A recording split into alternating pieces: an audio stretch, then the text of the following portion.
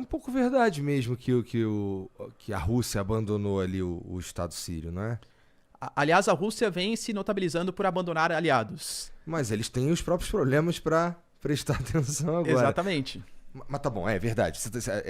É verdade, então, que eles abandonaram ali a Síria, né?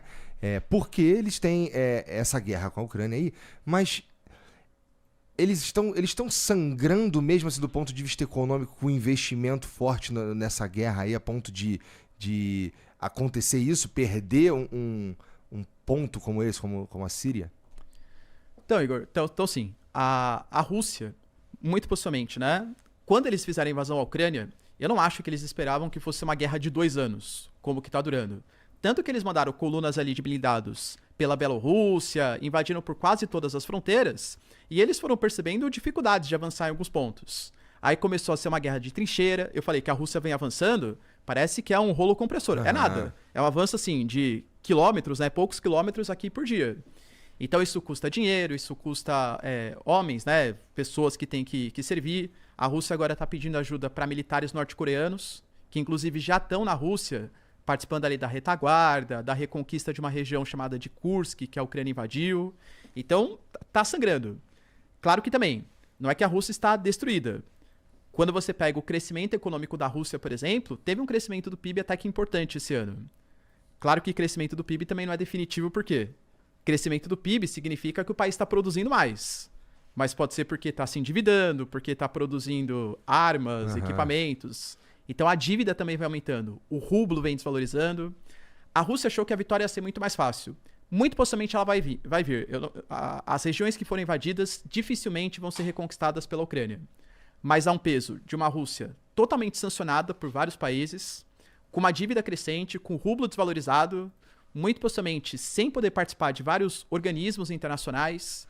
Vai ser uma vitória com custo alto. E tu acha que essa vitória aí, esse custo ele será pago? Tipo, vai valer a pena? Porque assim, agora que a guerra já começou, agora que o cara já invadiu o território, agora que já existem sanções e tudo mais, ninguém imagina o Putin falando: ih, errei, foi moleque, não vai rolar, vou desfazer, foi mal.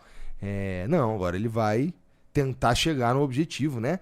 Que, putz, tu acha que valeria a pena? Mesmo, assim, você disse, ele não esperava que a guerra fosse durar 2 anos, né? Agora, nesse momento, eu imagino que ele estava pensando que ia estar negociando as sanções já, né? Mas não, ele ainda nem chegou lá. Então, será que vai se pagar esse investimento aí? Vai demorar assim, é um monte de custo que ele está pagando, né? A Rússia, ela vai ter que passar por esse processo aí de, putz, olha a reputação que eles têm agora, né? Os caras que invadem os outros, pô. Que invade o outro, que é sancionado, que o Putin é um cara que é condenado pelo Tribunal Penal Internacional, ele não pode pisar em mais de 120 países. Claro que sempre tem que mudar um migué, né? Sempre dá um jeitinho. Mas, teoricamente, não pode pisar em vários países, então o custo seria muito elevado. Talvez, o que eu acho é que o Putin achava que o que ele fez na Geórgia em 2008 foi muito parecido com o que aconteceu na Ucrânia. Ele invadiu a Abkhazia, Ossétia do Sul, e o Ocidente não respondeu à altura. Ele fez a mesma coisa na Crimeia de 2013 para 2014, o Ocidente também não respondeu. Dessa vez agora em Donbass, e toda aquela região até a Crimeia, eu acho que ele também achava que seria uma coisa que o Ocidente não responderia à altura. Mas o Ocidente respondeu. Agora, que nem você falou, ele tem que ir até o final. Até porque, se ele não conseguir pelo menos os territórios que já foram, porque ele fez referendo nos territórios. Claro que a Rússia que organizou sob ocupação militar, eles que contaram os votos, né? Enfim, não sei a legitimidade. Mas ele fez referendo e na votação deles, mais de 90% da população quer pertencer à Rússia. Agora imagina se ele vai lá negociar, não. Tô dando de volta para a Ucrânia agora. Então ele tem que manter pelo menos os territórios que foram conquistados, que foram invadidos. Porque senão isso pode causar tanto uma queda de credibilidade geopolítica, quanto principalmente interna. Ele, nesse momento, é praticamente impossível imaginar que o Putin possa sair do poder internamente. O cara tem amplo apoio dos militares, ele tem um apoio muito grande das oligarquias também, os grandes empresários, todos ali ligados com o Putin, a Duma, que é o parlamento russo, praticamente também todo mundo da situação da Rússia, mas porque eles veem o Putin como um líder que está colocando a Rússia com destaque geopolítico, é a liderança dos BRICS. Pô, se a Rússia tem uma derrota, vai ter que devolver territórios, isso pode fazer com que o Putin perca a credibilidade. E a rua, como é que tá? Os caras lá estão... Os jovens, pelo menos, eles estão achando o quê? Deve estar achando uma merda. Né? Sim, você tem uma população muito dividida. Isso é interessante, né? Você separou bem, assim. Os jovens e as pessoas de 30, 40 anos ou mais. Porque o que a Rússia foi na década de 90 foi uma humilhação muito grande para a própria história da Rússia. O governo Boris Yeltsin, que é o governo pós-fim da União Soviética, era um momento que a Rússia teve que declarar moratória. Uma série de países que eram área de influência da Rússia, os Bálticos, tudo foi ou para a OTAN, para a União Europeia. E o Putin, ele conseguiu resgatar esse nacionalismo russo. A Rússia voltou a crescer economicamente, fez parte dos BRICS, interferiu na Síria, interferiu na Crimeia. Então a Rússia voltou a ser uma potência importante.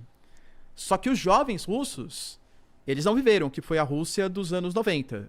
Então imagina que desde que eles nasceram, ou foi o Putin ou foi o Medvedev. Porque o Medvedev foi um cara colocado ali, aliado do Putin até hoje, inclusive, né? De 2008 a 2012. Então, para eles, existe um certo inconformismo. E não sei se dá para acreditar exatamente, né, nas pesquisas eleitorais da Rússia, mas, por exemplo, nas últimas eleições, o Putin venceu com praticamente 80% dos votos. E as pesquisas de popularidade dão conta que ele tem uma popularidade grande, sim, no país. Interessante. E aí, isso aí a China fica tudo olhando de longe, né? Eles não se envolvem militarmente nesse tipo de coisa, né? Ficam olhando ali. Tu acha que eles têm um ponto... Porque assim, eu já conversei sobre isso aqui, acho que talvez até contigo da outra vez que tu veio, se eles não estão ali esperando ver o que acontece pra dar um bote lá em Taiwan. Qualquer coisa assim. Mas a verdade é que nesse momento eles estão mais de... E a gente estava conversando antes de começar o programa. Mais de ladino no jogo. O que isso quer dizer? É um jogo mais cerebral que eles estão jogando agora, não é? A China, por exemplo, até falei com você, né, antes, Igor, eles nem apoiaram a guerra. Por enquanto, eles não dão armas.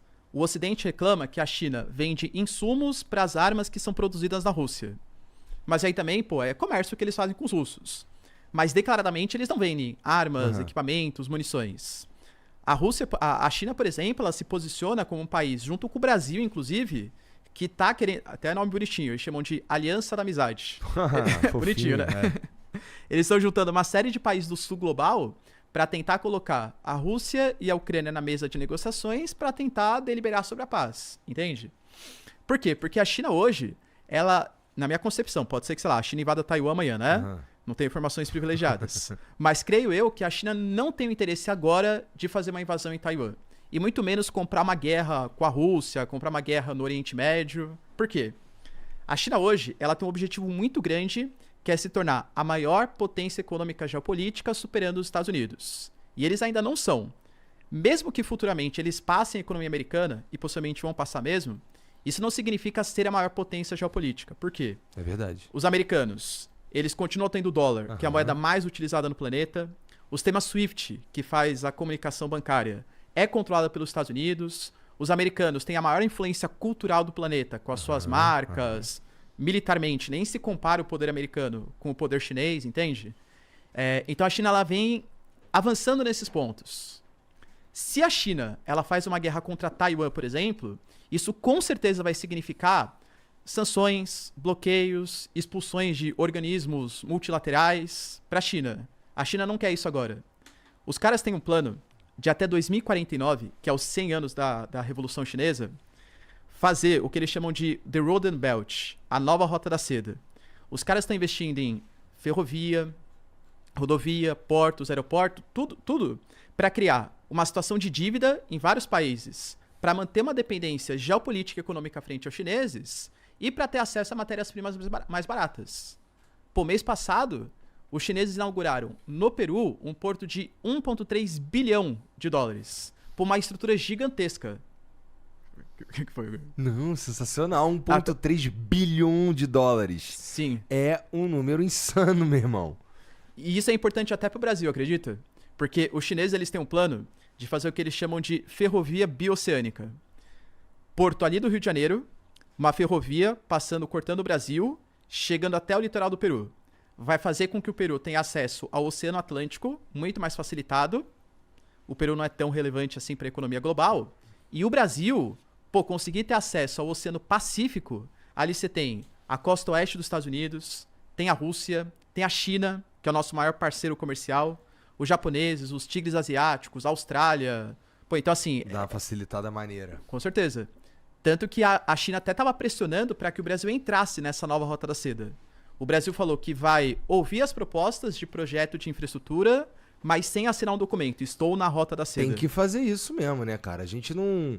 A gente tem uma relevância muito maior do que o Peru. Não, com certeza, né? Então a gente consegue barganhar nesse jogo aí de uma forma mais vantajosa, né, pra gente. Mas assim, não, é isso, né? Ouvir a proposta que tem, porque pode ser que faça sentido, né?